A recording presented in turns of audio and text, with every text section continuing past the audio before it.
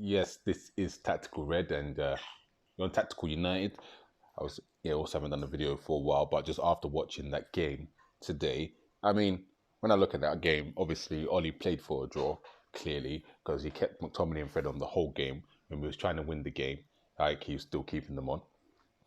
He's trying to. He didn't want to lose. He was scared to lose. Obviously now Poch is gone. He's not afraid of losing his job. He doesn't need to win games. He hasn't got a high expectation level. He was happy with the draw. Believe me. And watch after the game. He's gonna be like, oh, coming to Leicester. Oh, it's not an easy game to play. They're top quality team. La la la la. When clearly we had the best chances. Clearly we should have won the game. Um, how many times? How many times does Rashford miss chances? Like I've said this many occasions, but he's starting to cost us games with his missed chances. He can win us games too, don't get me wrong, but he is starting to cost us games.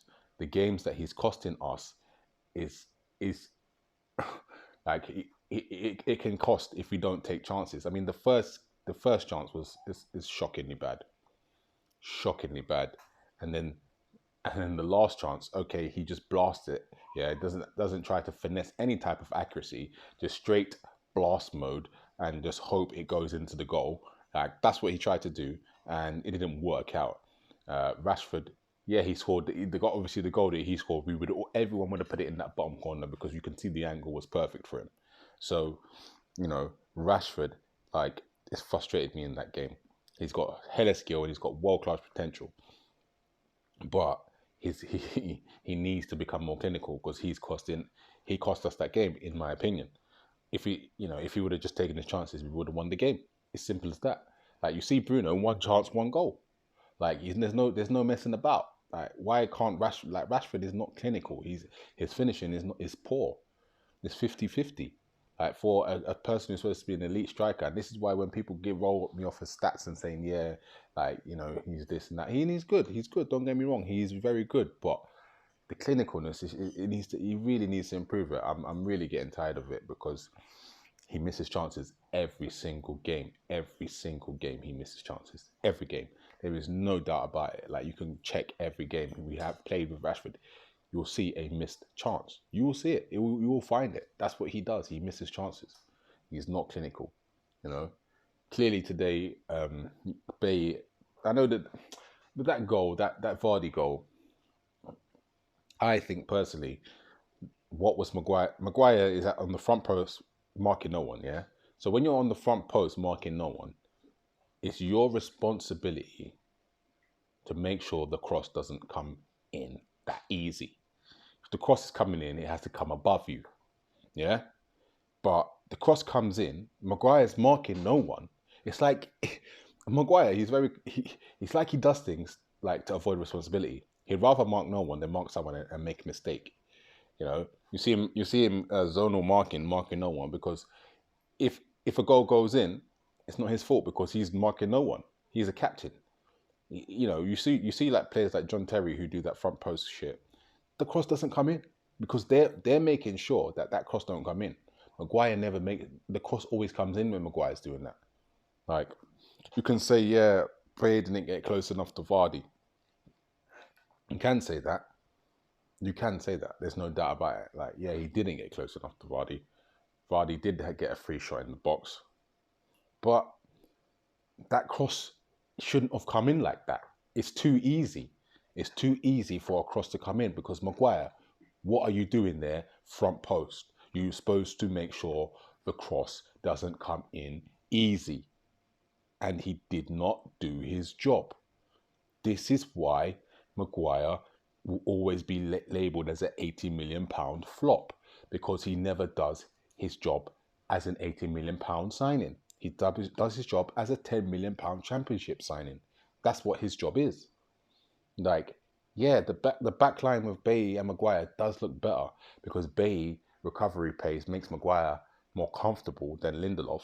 Clearly, yes, it does work better, but still, Maguire doesn't read the game. In the first half, he was like playing close to the right back, and they kept coming in.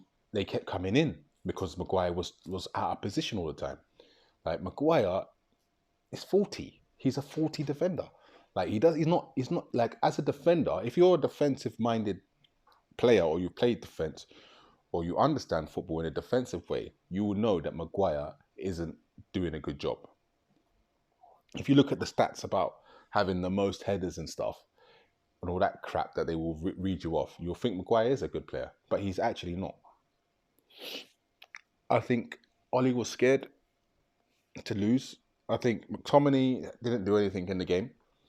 He didn't close down for the first goal for Leicester. I mean, he didn't do anything for the first goal for Leicester. I don't even, like, he's not a DM, and he's not that great as a box-to-box, only against players, that teams like Leeds that give you hella space to play. Like, anyone can look good against Leeds. Yeah, anyone can look good against Leeds. So Dan James looked good against Leeds.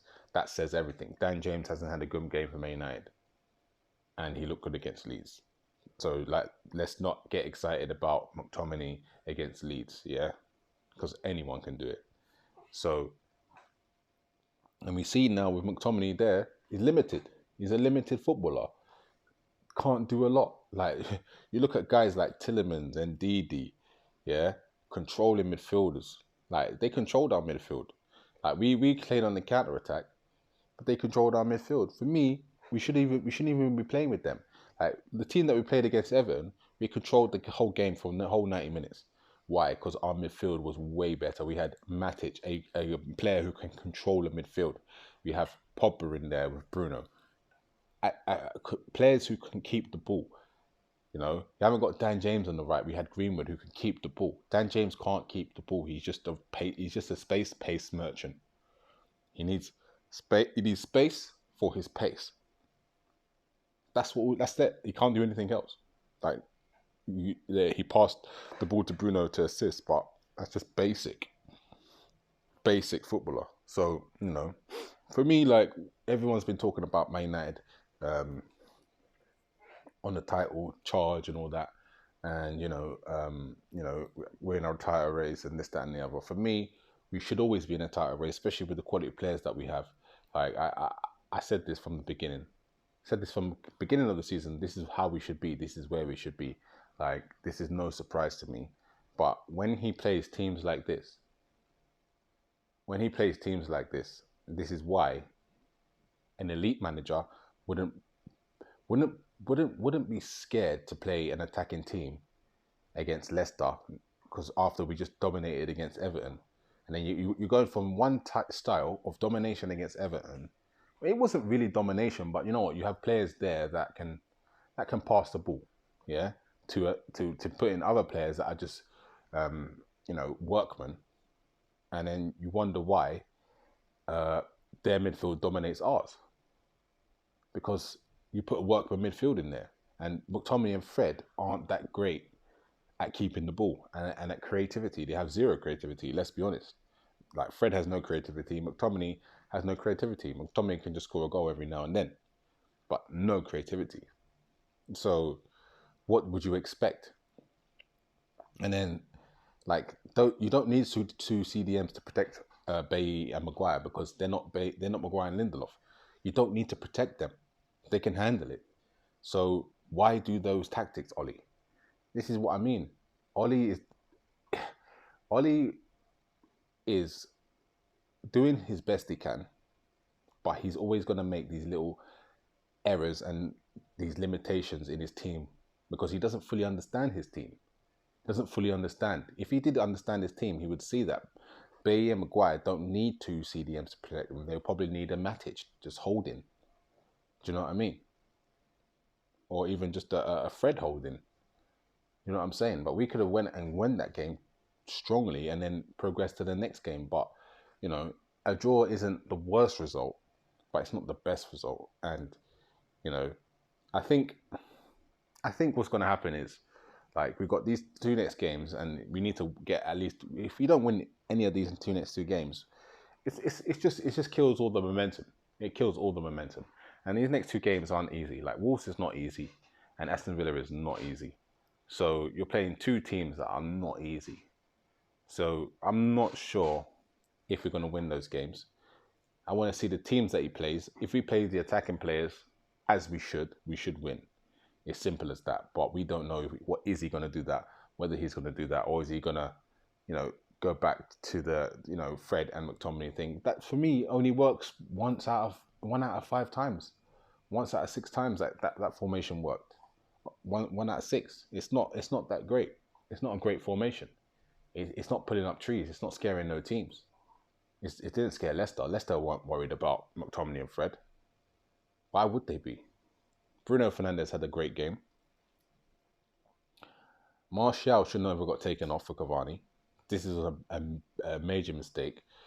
As soon as Martial came off, we had no hold-up play. Yeah, we scored. But our hold-up play just went down the drain because, you know, Cavani can't really hold up the ball that well. He's not as skillful as Martial. So, you know, I think I was expecting McTominay to come off for Cavani. I was expecting to do what we do when we're drawing or losing away from home. But Ollie was scared of Leicester so much that he didn't want to do that.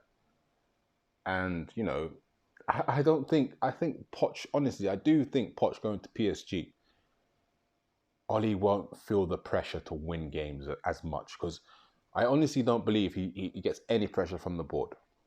I think all the pressure is from the fans and news about him, that new managers coming in.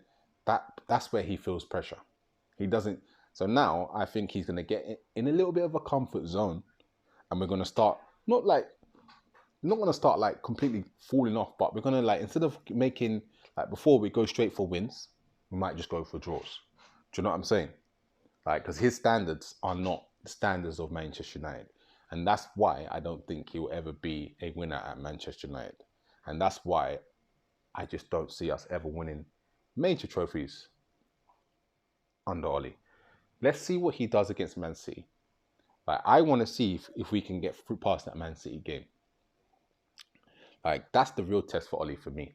Like, can he instead of keep bottling it in semi-finals, yeah, can he actually beat a top quality team in this semi-final to get to a final? Let's see if he can do that.